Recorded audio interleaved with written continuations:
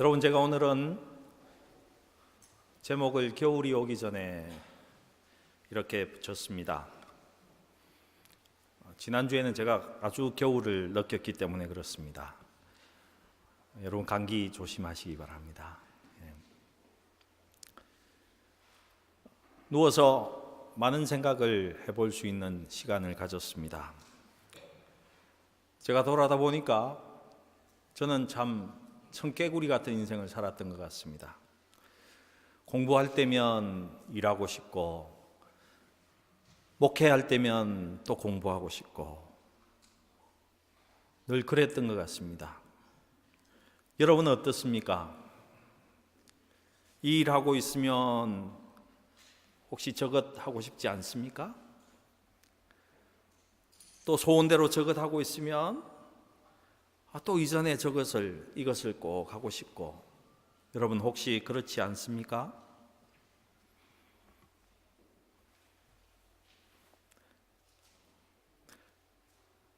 겨울에는 어떻게 생각하십니까? 빨리 여름이 왔으면 좋겠다. 봄이 왔으면 좋겠다. 여러분 혹시 이렇게 생각하시죠?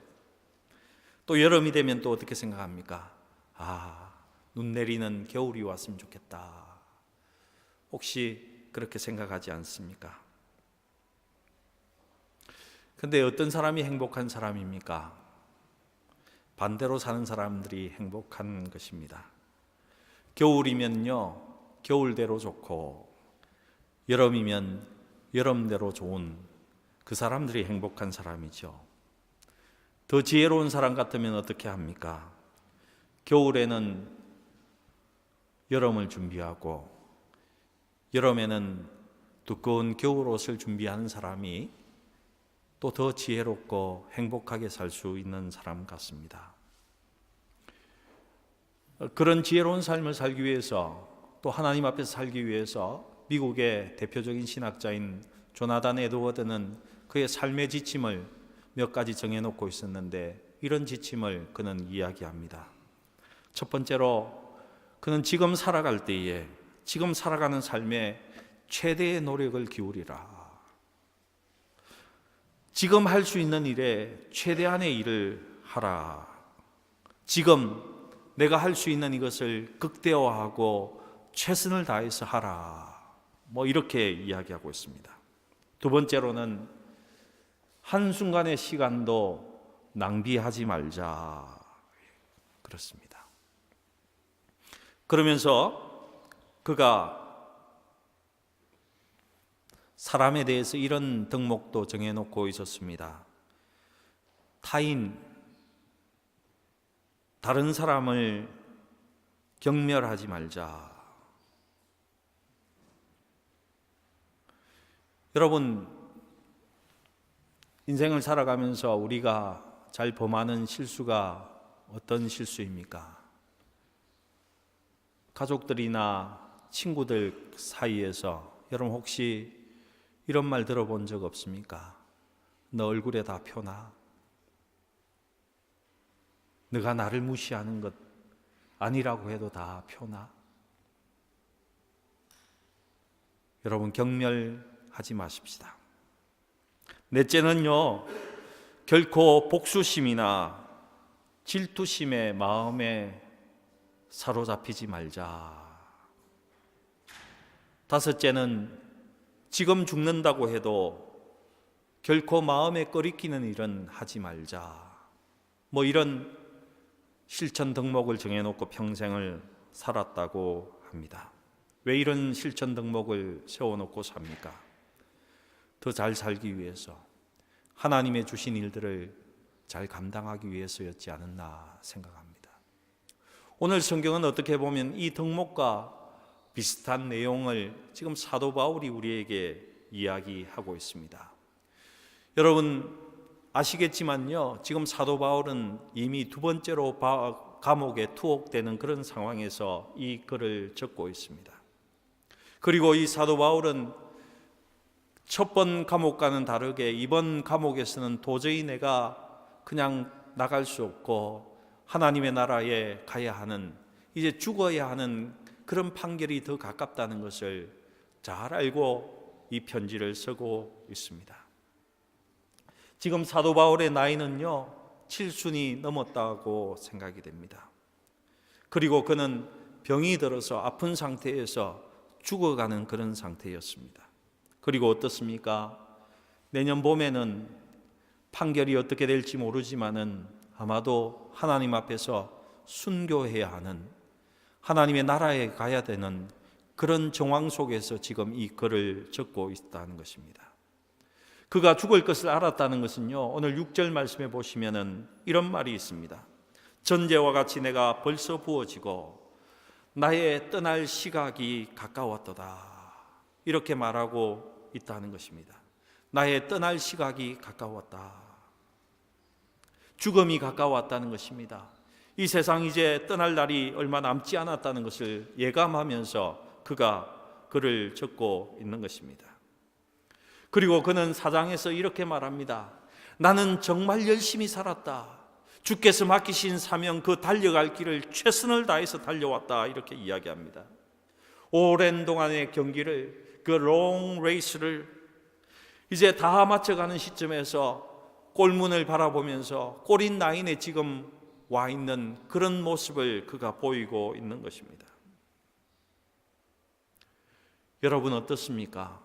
여러분이 만약에 하나님께서 맡기신 그 일을 다 하고 하나님의 나라를 바라보면서, 하나님의 품속을 바라보면서는 어떤 이야기를 하시겠습니까? 그가 첫 번째로 이런 이야기를 합니다. 너는 겨울 전에 어서 오라. 믿음의 아들 디모데에게 편지를 쓰면서 겨울 전에 너 속히 왔으면 좋겠다. 바울은 이제 자기가 죽을 것을 앞에 놓고 보니까 누가 생각났냐면요, 디모데, 믿음의 아들 디모데가 생각이 났다는 것입니다. 그리고 그를 그리워하고 있습니다. 왜 겨울 전에 오라고 합니까? 여러분, 우리 엘베강도 한 번씩 얼기도 한다고 하지만은 지중해 역시 겨울이 되면 얼었다고 합니다. 추울 때는 얼어버려서 2000년 전에는 이 배들이 잘 항구에 접안할 수가 없어서 겨울에는 배가 움직이지 못했습니다. 그러니 어떻습니까? 움직이지 못할 그 시점을 피해서 빨리 오라는 것입니다. 활동할 수 없는 겨울이 오기 전에 너 꼭 빨리 나를 보러 왔으면 좋겠다. 아주 처근하게 간절히 지금 아들 디모데에게 말하고 있는 것입니다. 그리고 또한 바울은 지금 육체적인 거울을 맞고 있습니다. 여러분, 여기에 나이 드신 어른들이 많이 계십니다. 여러분 아십니까? 나이가 들면은 시리고, 여러분 추운 거 아세요?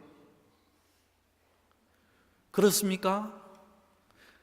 장로님 안 추우세요? 예, 안 추우시대요. 예. 나이 들면 다 춥습니다. 장로님 빼고. 예. 저도 얼마 전까지는 내복을 입지 않았습니다. 폼 잡는다고. 옷이 좀 더 맵시가 났으면 좋겠다 싶어서. 근데 요즘 어떤 줄 아십니까? 무릎이 시립니다. 믿기지 않으시겠지만 마디가 쑤십니다. 여러분, 바울이 있는 곳은 더더구나 감옥이었습니다. 요즘같이 환경 좋은 교도소가 아닙니다. 여러분 로마 가보셨죠? 로마에 가면요, 사도 바울이 머물렀던 그 감옥이 그곳에 있습니다. 꼭 가보시기 바랍니다. 지하입니다. 조그만 물이 솟아나오는 그 구멍하고 그 외에는 빛도 들어가지 않는 어두침침한 그런 감옥입니다. 아주 엄산하고 정말 사람이 살 수 없을 그런 환경의 감옥이라는 것입니다. 얼마나 추웠던지 13절에 보니까요, 내 겉옷 좀 가져다 달라라고 부탁하고 있습니다. 드로아에 살고 있는 가보의 집에 놓아둔 그 옷을 좀 가져다 달라고까지 합니다. 선교 여행 때 너무너무 바쁘게 다닐 때는 그 겉옷이 거추장스러웠는데 지금 감옥에 있으니까 춥다는 거예요. 내가 추워서 견디지 못하겠으니까 그 옷 좀 가져다 달라고 지금 이야기하고 있는 것입니다. 또 성경 속을 보면요, 그렇게 열심히 일했지만은 그는 외로움의 겨울을 또 맞고 있습니다. 여러분, 오늘 성경을 잘 보시면요, 한 처량한 노인네가 노인 냄새 푹 풍기면서 있는 음침한 그 감옥에서 지금 살고 있는 그런 풍경을 여러분 느낄 수 있을 것입니다. 그런 노인네가 이렇게 구슬프게 이야기합니다. 대만은 세상을 향해서 떠나가고, 대만은 원래 바울의 제자였습니다. 그런데 그 선교 여행이 너무 힘들고 그리스도인으로 산다는 것이 너무 힘드니까, 자기가 품고 그리던 그 세상이 너무 좋으니까 바울을 버려버리고 세상으로 돌아갔다, 이렇게 이야기합니다. 무슨 말입니까? 심하게 이야기하면 이놈이 나를 배신하고 떠났다, 이런 이야기인 것입니다. 깊은 배신감과 배반감 속에 그가 이거를 적고 있는 것입니다. 디도는 어땠다고요? 그냥 갔다 그랬습니다. 바울 곁에, 그 노인네 곁에 계속 있을 수는 없는 것 아니겠습니까? 그러니까 자기 일하러 그냥 갔다 하는 것입니다. 두기고는 에베소에 보냈다. 내가 심부름 시킬 일이 있어서 그를 에베소에 보냈다라고 이야기합니다. 결국 지금 어떻습니까? 바울의 옆에는 아무도 남아있는 것 같지 않습니다. 떠나버렸고 보내버렸고 그냥 자기 일 쫓아간 사람밖에 그 주위에 없었습니다. 얼마나 외롭겠습니까? 지금 누가만 나와 함께 있다. 누가의 직업이 무엇입니까? 의사니까 할 수 없이 옆에 있는 겁니다. 고맙기도 하지요. 바울이 아프니까 의사로서 누가가 그 옆에 있는 것입니다. 제가 한국에 있을 때에 새해나 이런 명절이 다가오면요, 은퇴한 목사님을 모시고 함께 목욕탕에 함께 가고 함께 식사를 이렇게 나누는 그런 시간을 한 번씩 가졌습니다. 여러분, 그분들에게 찾아오는 사람은 아무도 없습니다. 평생에 다 바쳐서 목회를 드렸건만 나이가 들면요,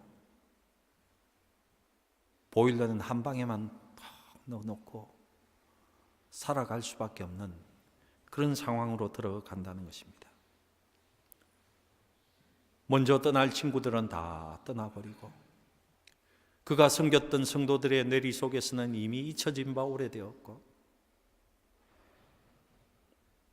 얼마나 외롭게 살아가신지 모릅니다. 그분들과 헤어질 때의 뒷모습을 바라보면 그 모습이 얼마나 외롭고 쓸쓸해 보이는지. 여러분, 이것이 우리 인생의 겨울입니다. 여러분, 무서운 것은 누구에게나 다 찾아오는 겨울이라는 것이랍니다. 7절에 보면 그는 나의 달려갈 길을 마치고 믿음을 지켰으니 라고 말하고 있습니다. 경기장에서 열심히 뛰었다는 것입니다. 내가 최선을 다해서 주를 섬겼다는 것입니다. 내가 최선을 다해서 주님께서 맡기신 일들을 다 감당했다는 것입니다. 하지만 믿음의 생활에, 우리의 믿음의 경주에 있어서 마지막에 절실하게 고독한 시간이 우리에게 다가오고 있다는 것입니다. 여러분, 이것이 우리 인생의 실존입니다. 젊은 나에게는 찾아오지 않겠지? 여러분, 오해입니다. 그 겨울이 오기 전에 여러분 바울처럼 준비하시기 바랍니다. 오늘 본문에 보면요, 마가를 데려오라 이렇게 이야기합니다. 그리고 이상한 것은 저가 나의 일에 유익하다 이렇게 말합니다. 참 아이러니한 이야기를 하고 있습니다. 왜 마가를 데려오라고 했을까? 왜 그가 나에게 유익하다고 말하고 있나? 참 이상한 일입니다. 마가는 바나바의 생질이었고 우리가 흔히 말하는 마가의 다락방 할 때 그 마가의 다락방의 주인입니다. 부잣집 아들인 것입니다. 그가 바울과 바나바의 1차 선교 여행 때 따라 났습니다. 그런데 그가 비시비 안디옥까지 함께 가서 수고를 했건만은 전설에 의하면 그가 풍토병에 걸리게 됩니다. 그 풍토병에서 나았는지 낫지 않았는지는 정확히 알 수 없지만은 그가 그 병 때문인지 선교의 임무를 다 감당하지 못하고 중간에서 나는 더 이상 가지 못하겠습니다. 나는 이제 고향으로 돌아가야 되겠습니다. 그리고는 예루살렘으로 돌아가 버리는 일이 생깁니다. 바울이 1차 전도 여행을 마치고 예루살렘에서 선교 보고를 하고 있을 때에 마가의 마음속에는 이런 마음이 생긴 것 같습니다. 내가 그때 선교 여행을 함께 마쳤어야 하는데, 그래서 하나님의 은혜를 더 경험했어야 하는데 이 귀한 경험을 놓쳤네. 그런 아쉬움 속에서 나도 다시 2차 선교 여행에 따라가겠습니다 라고 지원하게 됩니다. 이때 사도 바울이 아주 박절하게 거절합니다. 너는 안 돼. 선교에서 도중 하차한 놈하고 나는 다시 함께 할 수 없어. 너 같은 놈은 안 된다. 딱 끊어버렸습니다. 그 일로 인해서 여러분 잘 아시다시피 선교에 있어서 큰 두 나눔이 이루어집니다. 바나바와 마가가 함께 가고 바울은 신라와 함께 떠나서 양쪽으로 갈라지는 그런 일이 벌어지게 됩니다. 하지만 그 후에 마가는 굉장히 주님 앞에서 열심을 내고 그리스도로 인해서 그가 새로운 온전한 목회자로 변하게 됩니다. 그리고는 여러분이 잘 알고 있는 마가복음이라는 이 복음도 기록하게 되는 큰 은혜를 누리게 되는 온전한 사역자가 된다는 것입니다. 이제 곧 바울이 이 세상 떠날 날이 다가왔는데 마가의 얼굴이 떠오르는 겁니다. 바울은 자기가 할 일을 했을 뿐이지만은 이런 마음이 든다는 것입니다. 마가가 나 때문에 얼마나 마음이 아팠을까? 얼마나 깊은 상처를 받았을까? 나는 잘한 일이라고 했지만은 그는 얼마나 마음에 괴로웠을까? 이런 마음이 들었다는 것입니다. 그래서 사도 바울은 그래 내가 불러다가 위로해야지. 그때 참 마음이 아팠지. 내가 잘한다고 했지만 너는 마음이 많이 상했을 것 같다. 미안하다. 이 말을 꼭 하고 싶었던 겁니다. 용서하고 화목하고 먼저 가서 끌어안아주고 그를 먼저 위로해주고 싶은 그 마음 때문에 지금 사도 바울이 마가를 데려오라고 이렇게 말하고 있는 것입니다. 그러면서 성경책은 가죽 종이에 쓴 두꺼운 것을 가져오라고 합니다. 하나님 앞에 가기 전에 마지막으로 내가 성경을 읽으며 하나님 앞에 기도하며 시간을 보내겠다 하는 것이죠. 가죽 종이에 쓴 구약 성경을 꼭 가져오라고, 이 성경을 읽으면서 이 말씀을 묵상하면서 내가 생애를 마쳐야 되겠다, 이런 모습을 지금 보여주고 있는 것입니다. 또다시 그는 자기를 아주 괴롭혔던 사람들에 대해서도 명확하게 이야기하고 있습니다. 어쩌면 마치 원수와도 같은 사람이고 나에게 비판과 비난을 수없이 했던 그 사람에 대해서 이렇게 밝히고 있습니다. 알렉산더가 끈질기게 나를 괴롭혔다. 너도 주의하면 좋겠다.